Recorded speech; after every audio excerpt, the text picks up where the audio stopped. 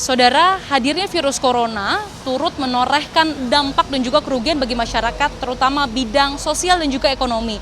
Untuk bisa mengatasi atau meminimalisir kerugian ataupun dampak pada masyarakat, pemerintah mengeluarkan sejumlah upaya, salah satunya adalah ATM beras. Seperti yang terlihat di belakang saya ini, ada ATM beras yang memang sudah ditempatkan. Hingga saat ini ada 10 ATM beras di 10 kodim yang berbeda tersebar di wilayah Jakarta, Bogor, Tangerang, dan juga Depok. Namun yang masih menjadi pertanyaan adalah sebenarnya siapa saja yang berhak untuk mengklaim ataupun menggunakan ATM beras ini. Oleh karenanya sudah bersama saya Komandan Kodim 0503 Jakarta Barat, Kolonel Kavaleri Valian Wicaksono. Pak, saya langsung mau bertanya sebenarnya bagaimana teknis dari pembagian ATM beras ini, siapa saja yang berhak mengklaim ataupun menggunakan sehingga memang yang dapat adalah tepat sasaran begitu Pak? Baik, untuk setiap harinya kita mendistribusikan 1.000 paket beras, tiap paketnya 1,5 kilogram, Mbak. Kemudian 1.000 paket ini kami bagikan di 8 kecamatan yang ada di wilayah Kota Administrasi Jakarta Barat, sehingga tiap kecamatan ini alokasinya tiap hari 125 paket. Di tiap kecamatan itu kemudian kita bergilir, Mbak, kelurahan, RW maupun RT.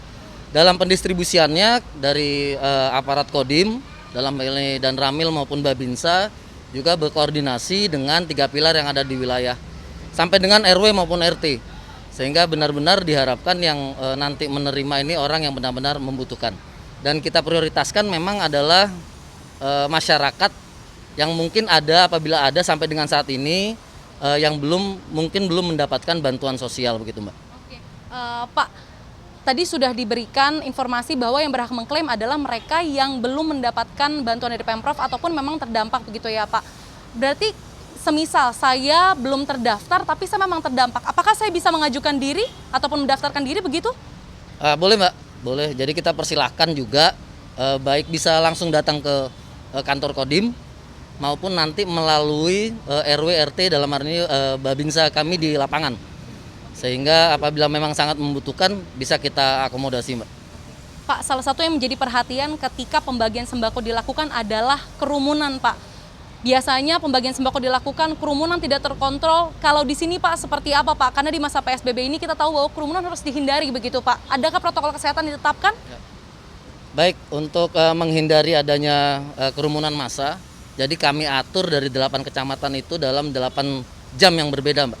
Jadi setiap jam itu kita alokasikan untuk warga dari satu kecamatan. Kemudian dalam pelaksanaannya di sini juga dalam antrian kita buat, Mbak, physical distancingnya minimal 1,5 meter. Kemudian protokol kesehatan seperti pengukuran suhu tubuh sebelum masuk ke antrian.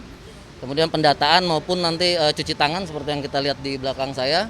Itu kita laksanakan, Mbak, untuk meyakinkan bahwa ya semuanya bisa tetap bersih dan sehat begitu, Mbak. Oke, siap. Terima kasih Pak Valian, selamat bertugas dan beraktivitas kembali, Pak. Nah, saudara, untuk bisa mengetahui lebih lanjut sebenarnya apakah bantuan ini cukup bermanfaat bagi masyarakat, kemudian pendistribusian apakah sudah cukup merata, oleh karenanya saya akan mencoba berbincang dengan salah satu masyarakat di sini yang memang sepertinya baru saja selesai mengambil paket bantuan dari ATM beras ini. Profesinya kalau boleh tahu apa, Pak? Apakah memang karena adanya COVID-19 ini jadi nol penghasilan atau seperti apa, Pak? Dari penghasilan, ojek. Ojek online. Pak, ini kan bantuannya berupa 1,5 kilogram ya, Pak ya. Menurut Bapak, apakah itu cukup? Bapak sendiri di rumah ada berapa orang, Pak, yang harus diberikan makan gitu? 6 orang. 6 orang. Iya. Merasa cukup, Pak? Ya cukup nggak cukup, kita nikmatin aja. Iya. Berapa Iya. hari, Pak? Sekiranya ini 1,5 kilo biasanya, Pak? Ya 1,5 kilo paling 2 hari lah. 2 hari ya, Iya. Pak ya? Oke, Pak, selain beras tentunya ada sejumlah bantuan yang memang masih diharapkan atau dibutuhkan oleh masyarakat, terutama bagi masyarakat yang nol penghasilan seperti Bapak ya, Pak. Apa, Pak, bantuan itu? Ya kurang lebih beras aja cukup dah. Beras, Yang penting ada beras. sembako, Sembako, ya kalau bisa lebih. Oke. Uh, Tapi yang paling dibutuhkan Soalnya- adalah beras. beras ya, Ya Pak, beras. Baik, Mulai siap. membutuhkan. Terima kasih, Pak. Semoga bermanfaat berasnya. Salam untuk orang di rumah, jaga kesehatan terus, Pak. Amin. Ya saudara, itu tadi memang sejumlah bantuan yang digelontorkan oleh pemerintah begitu. Salah satunya adalah menggunakan ATM beras. Jadi per kepalanya yang bisa mendaftar bisa lewat RT, RW ataupun aparat setempat begitu langsung datang ke kantor Kodim. Per kepalanya mendapatkan 1,5 kilogram.